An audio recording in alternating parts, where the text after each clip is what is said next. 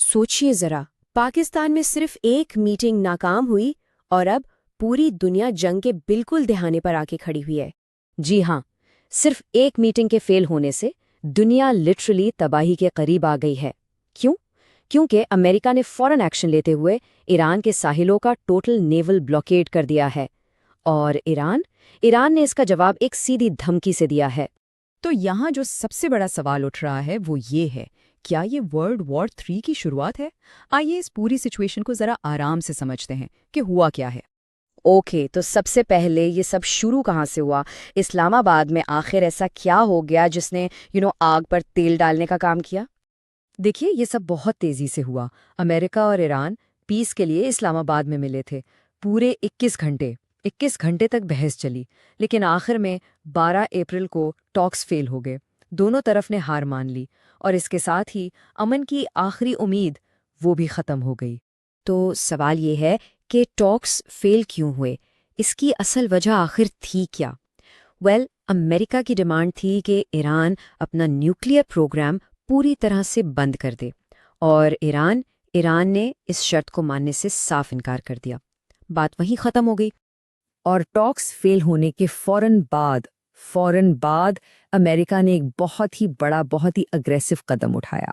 President Trump ने US navy को सीधा ऑर्डर दिया कि ईरान की जितनी भी बंदरगाहें हैं उन सब का मुकम्मल नेवल ब्लॉकेड कर दिया जाए, और ये ऑर्डर आज से यानी 13 अप्रैल से लागू हो चुका है। अब ये नेवल ब्लॉकेड होता क्या है? देखिए, ये कोई मामूली बात नहीं है। ये असल में एक एक्ट ऑफ वॉर समझा जाता है। सिंपल लफ्जों में इसका मतलब है कि अब कोई भी जहाज, कोई भी शिप ना तो ईरान में एंटर हो सकता है और ना ही वहां से बाहर जा सकता है। ये सीधा सीधा ईरान की इकोनॉमी को घुटनों पर लाने की कोशिश है। लेकिन जाहिर है अमेरिका के इस कदम पर ईरान चुप नहीं बैठा। उनका जवाब ना सिर्फ फौरी था बल्कि बहुत बहुत खतरनाक था। ईरान के रेवोल्यूशनरी गार्ड्स ने बिल्कुल सीधी धमकी दी है।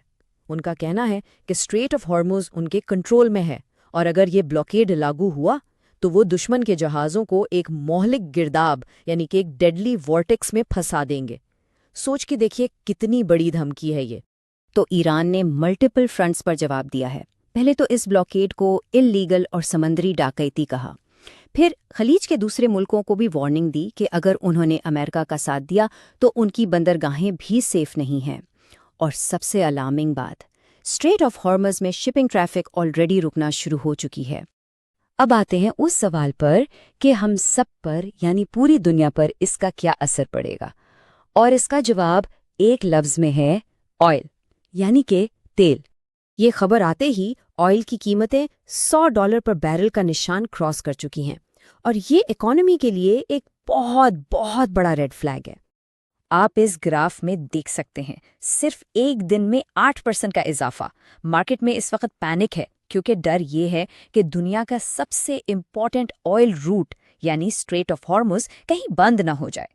तो इसका सीधा साधा मतलब क्या है? इसका मतलब है ग्लोबल इकोनॉमी को एक जबरदस्त झटका। इसका मतलब है पूरी दुनिया में महंगाई।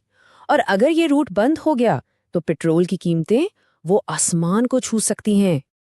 लेकिन ठहरिए, ये सिर्फ ऑयल की बात नहीं है। पर्दे के पीछे एक इससे भी बड़ा, एक गहरा खेल खेला जा रहा है, और इसको समझना बहुत ज़रूरी है। सबसे पहले, ये एक एनर्जी वॉर है।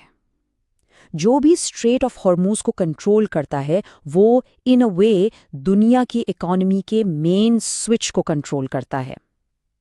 वो डिसाइड कर सकता है कि किस मुल्क को एनर्जी मिलेगी और किस कीमत पर। दूसरा, ये एक इकोनॉमिक वॉर है। अमेरिका का ब्लॉकेड ईरान की इकोनॉमी को चोक करने के लिए है, और इसके जवाब में ईरान की धमकियां वो ग्लोबल इकोनॉमी को आग लगाकर अमेरिका और उसके एलाइज पर प्रेशर डालने के लिए हैं। ये वो हथियार हैं जो मिसाइल से ज़्यादा खतरनाक हो सकते हैं। और सबसे अहम बात, ये अब सिर्फ अमेरिका और ईरान का मसला नहीं रहा। नहीं, ये एक ग्लोबल कॉन्फ्लिक्ट का ट्रिगर बन चुका है। एक ऐसी चिंगारी जो एक बहुत बड़ी आग लगा सकती है, जिसमें चाइना और रशिया जैसी आलमी ताकतों को भी अपनी साइड लेनी पड़ेगी। तो अब आगे क्या होगा? ये $1,000,000 क्वेश्चन है, और इसका रास्ता बहुत गैर यकीनी और ख़तरनाक लग रहा है। तो अभी की सिचुएशन क्या है? دیکھیے 2 ہفتے کی سیز فائر تو ختم ہو چکی ہے، امریکہ اب لمیٹڈ ملٹری سٹرائکس کا آپشن بھی کنسیڈر کر رہا ہے۔ دوسری طرف پاکستان ابھی بھی نئے ٹاکس کی کوشش کر رہا ہے اور چائنا نے دونوں پارٹی سے ٹھنڈا رہنے کی اپیل کی ہے، یعنی ایک طرف جنگ کی تیاری، دوسری طرف امن کی کوشش۔ نئے اگریمنٹ کے لیے اگلی ڈیڈ لائن بہت قریب ہے، 21 اپریل۔ اگلے چند دن، صرف چند دن، یہ ڈیسائیڈ کریں گے کہ دنیا امن کی طرف جائے گی یا ایک کھلی عالمی جنگ کی طرف، جس کی لپیٹ میں ہر کوئی آ سکتا ہے۔